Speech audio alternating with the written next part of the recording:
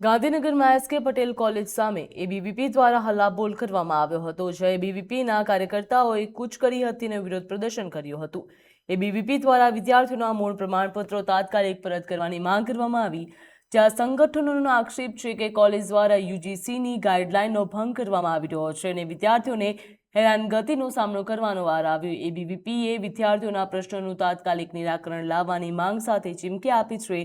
જો માંગણીઓ સંતોષવામાં નહીં આવે તો આંદોલન વધુ ઉગ્ર બનાવવામાં આવશે। જ્યાં સુધી વિદ્યાર્થીઓના મૂળ ડોક્યુમેન્ટ પરત નહીં આપવામાં આવે ત્યાં સુધી વિરોધ યથાવત રાખવાની જાહેરાત કરવામાં આવી છે।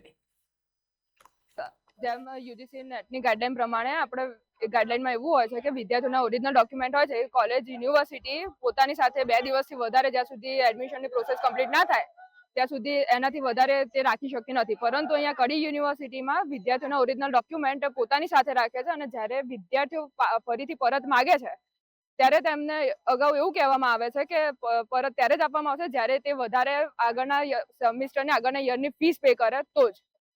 એના માટે એબીવીપી હર હંમેશની જેમ આંદોલન ઉપર ઉતરી છે। આજે અખિલ ભારતીય વિદ્યાર્થી પરિષદ દ્વારા કડી યુનિવર્સિટી ખાતે એક મોટી સંખ્યામાં એક મોટા સ્વરૂપમાં આંદોલન કર્યું છે કે જે યુજીસી ગાઈડલાઈન જે સરકાર દ્વારા બહાર પાડવામાં આવે છે આ કડી યુનિવર્સિટી દ્વારા ફોલો કરવામાં નથી આવતું। જે ઓરિજિનલ ડોક્યુમેન્ટ જે વિદ્યાર્થીઓના હોય છે એ 2 દિવસ સુધી જ્યારે રજીસ્ટ્રેશન ના થઈ જાય, વેરિફિકેશન ના થઈ જાય ત્યાં સુધી જ રાખવાની એમની સત્તા હોય છે। તો 2 અને 3 વર્ષ સુધી આ લોકો એમના ઓરિજિનલ ડોક્યુમેન્ટ રાખે છે। તો વિદ્યાર્થી પરિષદે આજે એક મોટી સંખ્યામાં એક મોટા સ્વરૂપમાં એક આંદોલન અહીંયા કર્યું છે। જ્યાં સુધી વિદ્યાર્થીઓના ઓરિજિનલ ડોક્યુમેન્ટ પરત નહીં આપવામાં આવે ત્યાં સુધી વિદ્યાર્થી પરિષદ આંદોલન ચાલુ રાખશે। 1 દિવસ થાય કે 7 દિવસ થાય।